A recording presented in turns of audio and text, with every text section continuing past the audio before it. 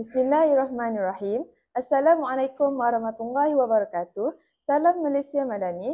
Salam IPG Peneraju Kecemerlangan Pendidikan Guru Bertaraf Dunia. Salam Pintar KDRI.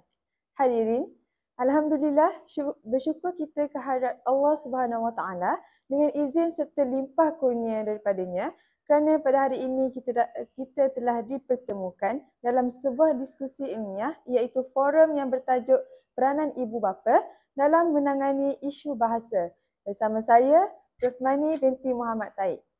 Pada pagi yang berbahagia ini, hadirin yang dirahmati Allah sekalian, ibu bapa adalah salah satu pihak yang memainkan peranan penting untuk menangani isu bahasa.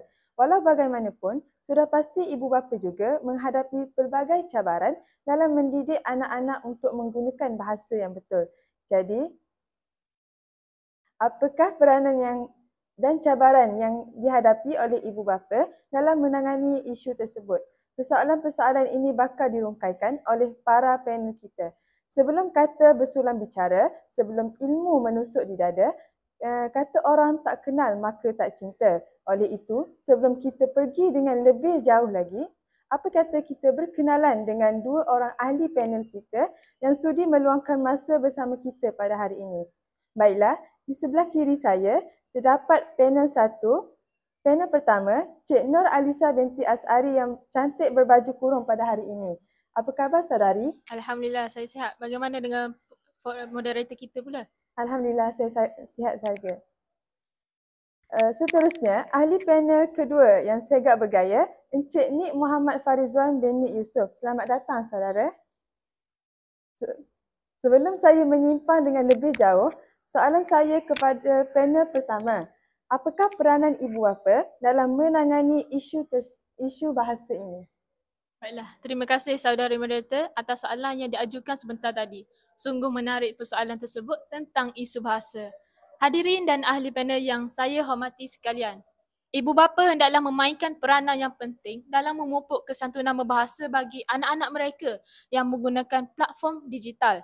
Hal ini dikatakan demikian kerana ibu bapa merupakan individu yang rapat dengan anak-anak mereka. Oleh itu, setiap tingkah laku mereka ini akan menjadi ikutan kepada anak-anaknya. Ibu bapa perlu menjaga pertuturan semasa berkomunikasi sama ada melalui lisan ataupun tulisan. Selain itu, ibu bapa hendaklah memantau kegiatan anak-anak mereka semasa menggunakan platform digital seperti media sosial agar anak-anak mereka tidak melanggar etika kesantunan bahasa ketika bersosial dengan pengguna yang lain. Sikap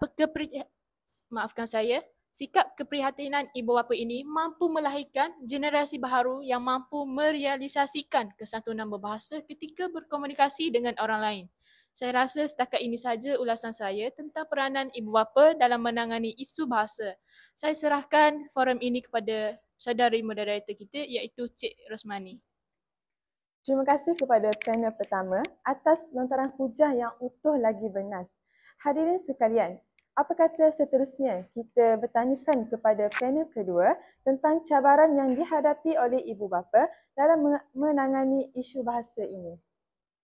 Terima kasih saya ucapkan kepada saudari moderator kita pada hari ini. Baiklah, bismillahirrahmanirrahim. Assalamualaikum warahmatullahi wabarakatuh. Berkaitan dengan cabaran ibu bapa dalam menangani isu bahasa ialah kuatnya pengaruh bahasa asing dalam media sosial maupun permainan video yang menyebabkan remaja sekarang kurang menggunakan dan menguasai bahasa Melayu ini. Selain itu, banyakkan ibu bapa generasi Z sekarang lebih suka anaknya menggunakan bahasa Inggeris berbanding dengan bahasa Melayu kerana mereka ini menganggap bahasa asing lebih dipandang tinggi oleh masyarakat dan memandang rendah dengan bahasa Melayu. Itu sahaja jawapan ringkas daripada saya. Terima kasih kepada panel kedua atas pandangan yang amat bernas sebentar tadi. Begitu banyak sekali ilmu yang kita dapat dikongsikan pada hari ini. Terima kasih sekali lagi saya ucapkan kepada para panel yang telah bersama-sama menyatakan pendapat mereka. Apa yang dapat saya simpulkan pada hari ini, isu bahasa ini mestilah diambil berat dan tidak dipandang enteng oleh masyarakat kini kerana bahasa jiwa bangsa. Sebelum menutup tirai forum kita pada hari ini, suka untuk saya memperdengarkan hadirin sebuah pantun. Kalau ada sumur di ladang, boleh saya menumpang mandi. Kalau ada umur yang panjang, semoga kita bersua kembali. Sekian, terima kasih.